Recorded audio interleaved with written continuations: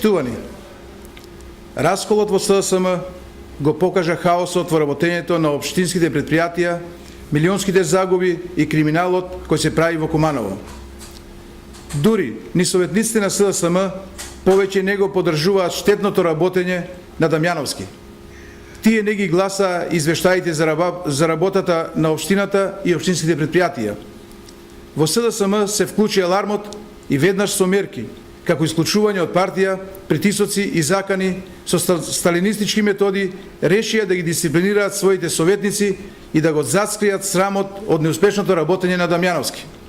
Повторувам, СДСМ со сталинистички методи ги замолча своите членови кои проговорија за неправилностите и хаотичното работење на Зоран Дамјановски.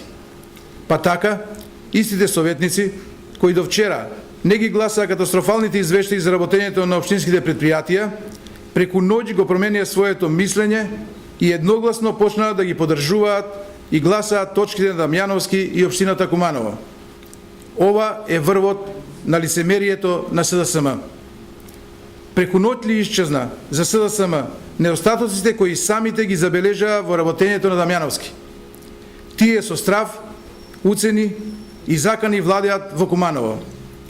Вреди ли да се поддржува хаосот кој го прави Дамјановски, од кој страдаат 100.000 кумановчани, само за да се заштити СДСМ? Страда цел еден град, поради сталинизмот на СДСМ. Треба да соберете храброст, да не го тероризирате сопственото членство и да и погледнете на вистината во очи. Зоран Дамјановски е лош градоначалник. Тој не ги решава проблемите на кумановчани.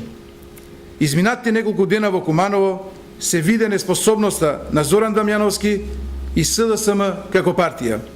И затоа тие ќе ги изгубат изборите.